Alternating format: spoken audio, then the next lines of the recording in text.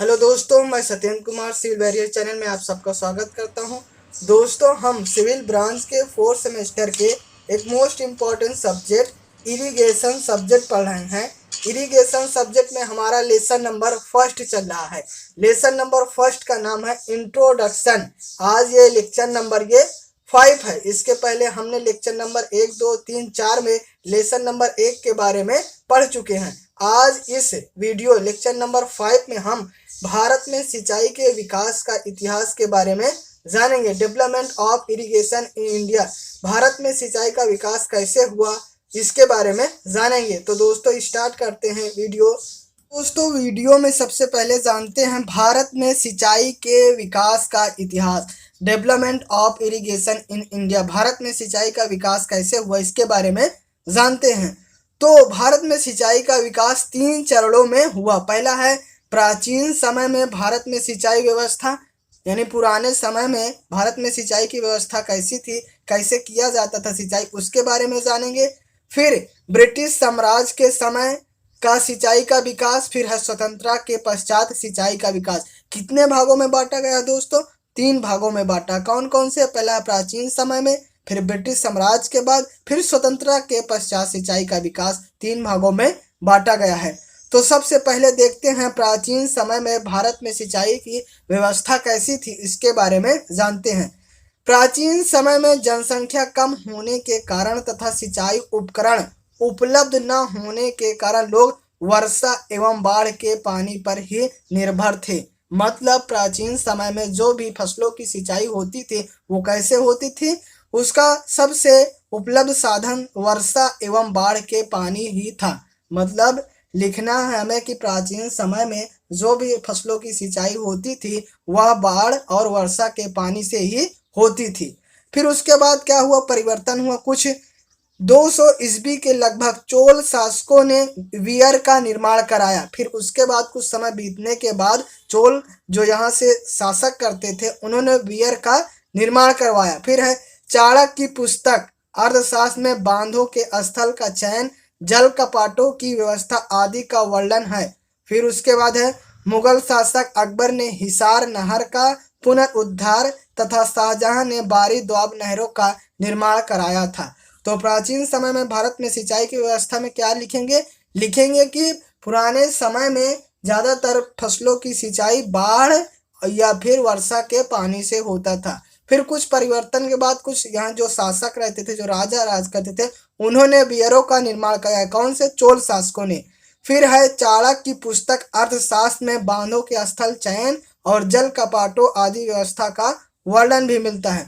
मुगल शासक अकबर ने हिसार नहर का पुनरुद्धार तथा शाहजहां ने बारी द्वाब आदि का निर्माण कराया था। ये था दोस्तों प्राचीन समय में भारत में सिंचाई की व्यवस्था। अब हम दूसरा देखेंगे, ब्रिटिश साम्राज्य के समय सिंचाई का विकास कैसे हुआ। दोस्तों ब्रिटिश साम्राज्य के समय में सिंचाई का विकास क्या क्या हुआ उसके बारे में जानते हैं। अंग्रेजों ने नहर का निर्माण करवाया। क्या करवाया दोस्तों? नहर का निर्माण करवाया। यमुना नहर, पूर्वी यमुना नहर, अपर बारी द्वाब नहर, निचली गंगा नहर, सरहिंद नहर बनवाई। कुल मिला के ब्रिटिश साम्राज्य के समय में ज़्यादातर नहरों का निर्माण हुआ और इसी से फसलों की सिंचाई होती थी।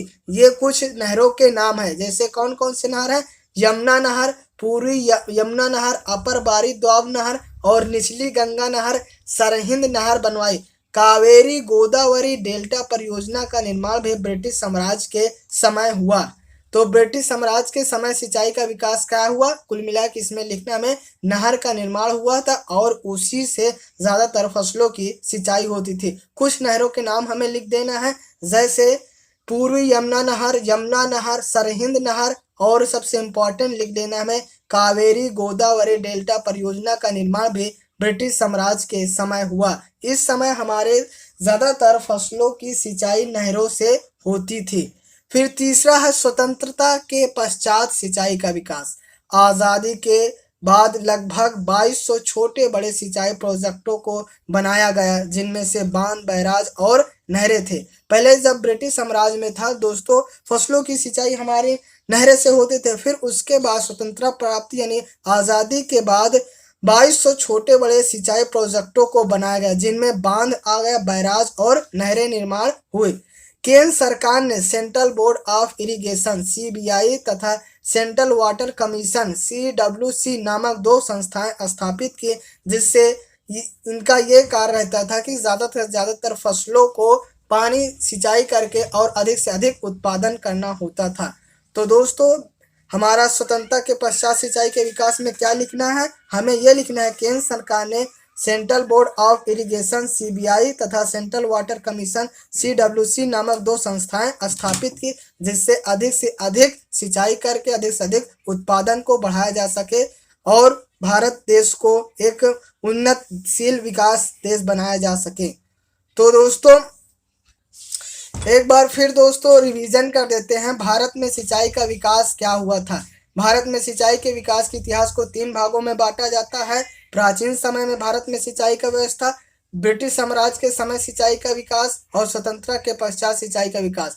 सीधा सीधा क्या लिखना है, प्राचीन समय में सिंचाई का विकास बाढ़ वर्षा के पानी पर निर्भर था। ब्रिटिश साम्राज्य के समय क्या था दोस्तों, नहरों से सिंचाई होने लगी और स्वतंत्रता के पश्चात संस्थाएं स्थापित की और बड़े बड़े प्रोजेक्टों की स्थापना की गई। तो इस प्रकार दोस्तों भारत में सिंचाई का विकास का इतिहास समाप्त होता है। यदि यह वीडियो आपको अच्छा लगा हो और वीडियो को लाइक कर दीजिए और चैनल को सब्सक्राइब कर दीजिए और बेल आइकन पे ऑल पे क्लिक कर दीजिए और दोस्तों में भी शेयर कर दीजिए।